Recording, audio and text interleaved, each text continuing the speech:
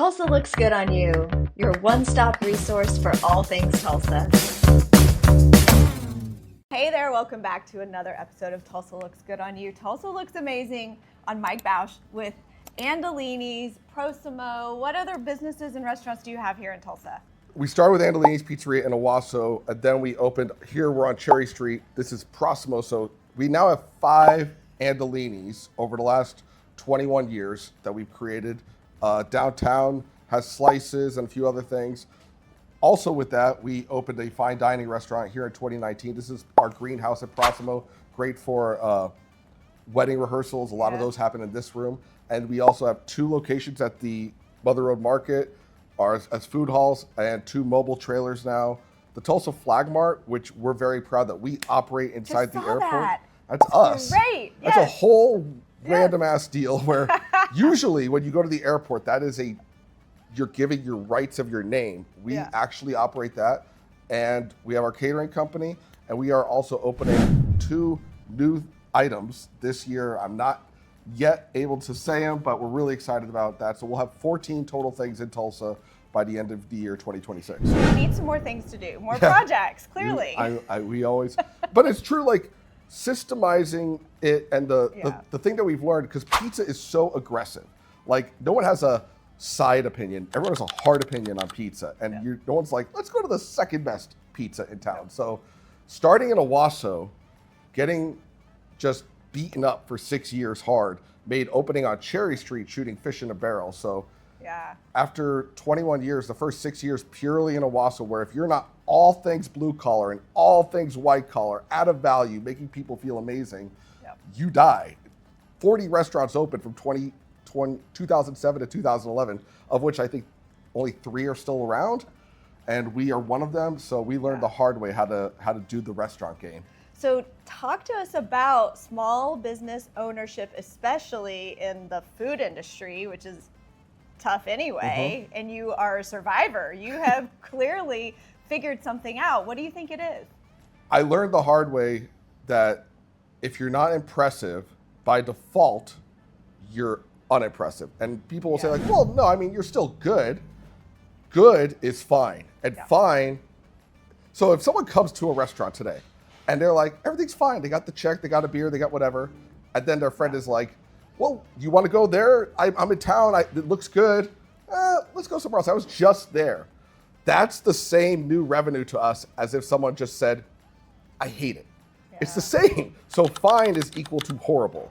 So the only thing that matters in our game is like, did you give enough? Like, oh my God, that's incredible. That's like one of the best pizzas I ever had. Or at Prosimo, oh my God, they made fresh mozzarella in front of me at the table. So leaning into a wow, it's a little cliche, but a wow experience while delivering value. And then our whole thing is know as much as we possibly can about what we do and the food and love it, but never condescend to the customer. That's right. We've seen a lot of that in pizza over the years where it's like the like this avant-garde wine list and very like, and an Asiago cheese with a blah, blah, blah, but the crust sucks. So I've always wanted to make the best possible crust. And another thing that really changed for us, in the year 2008, I just asked the best pizza maker in the world, Tony Gimignani, and I said, can I just follow you? And he was like, yeah, I'm doing a thing in Manteca, California. I flew out, I worked with him for a week. I worked with all the best pizza makers. I'm very close friends with him. I wrote a pizza cookbook with him a few years back. But at the time, he's the unequivocal GOAT of pizza, and just learning from him.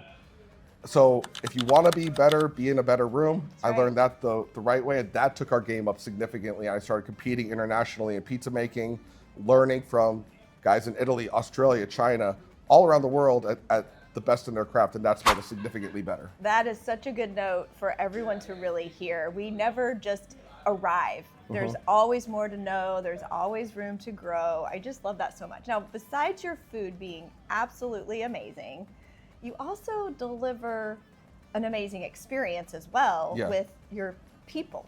So talk to me about the customer experience that you focus on.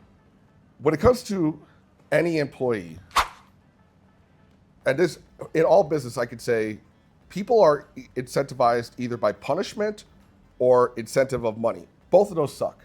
So it's like, hey, do that or else you're fired. You're only going to get someone Yeah. to avoid being in trouble. Right. If you say, hey, do that and I'll give you a quarter raise next eval, it's like, all right, cool.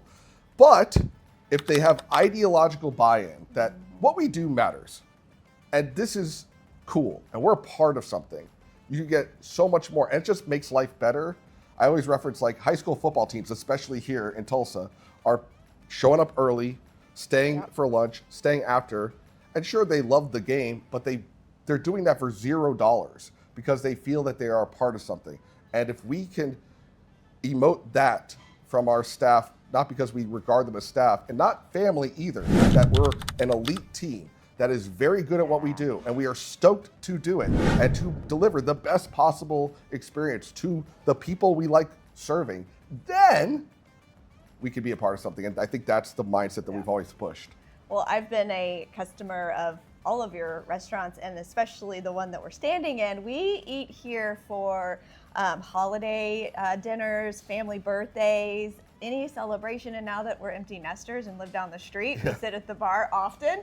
And what I notice though is, of course, the food is always consistent and amazing, and still so many of the faces are familiar. So you must have something about retention, and that might be just it. That's a big part, and I also just, again, on the food side of it, it has to be great food. On the ambiance, do you want to be in the room? And then from a people perspective, being a very human approach, which doesn't sound hard, but I've learned over the years, it's kind of not the norm. Yeah. Being very human with people is the key. And I think we've achieved that, and just giving a crap. It's that simple. It's that hard, but also that, like, a lot of people will be like, if you can't come out Sunday, then you don't have a job. We're not going to say that. That's just not our vibe, and it's served us over the years to not be like that. Well, you've had so many years of success. What are you most proud of in your journey as a small business owner in Tulsa, Oklahoma? There's a lot of things that we're really, really stoked about. When we did the Guinness Award a few years back, we mobilized. Previous to that, only 1,000 people had ever simultaneously eaten pizza for Guinness, which Guinness does not mess around. We more than tripled that with our staff using all of our ovens within the health department standards to have 3,323 people simultaneously eat pizza, of which then we were able to send 7 kids on our Make-A-Wish wish. Yeah. And that, seeing all of Tulsa mobilized to do something that failed in New York, failed in Chicago, failed in LA, failed in Dallas, and then we more than tripled it, really was like, oh wow, we've done something. We're a part of something that's great. We're not the culture. We're creating it with Tulsa in this sort of underdog, can-do spirit that everyone has. And that's why, even though we're not from here, grew up in New York, grew up in California and San Francisco, but I wouldn't want to live anywhere else in America because this city just has all the best aspects of America. The American dream still totally exists here. Entrepreneurship still is like a standard bearer, and we get to be a part of it. That's why I love this town so much. Well, it looks good on you, and we appreciate you for that. How can everybody best find you? Clearly, it's not hard to find an Andolini's or one of your businesses. So what's the best way online, or what do you want to say? If you want just to have a pizza tonight, go to andopizza.com. Super simple. Yep. Follow us on all those socials. And for all of the things that we do, AndolinisWorldwide.com, which is just very dumb because all of our stuff is here in Tulsa. So we called it Andolini's Worldwide. Big. Yeah, we'll go. And that's what we do. So you can check that out, and we can't wait to see you in one of our stores. Thanks, Mike. Appreciate you. Very cool.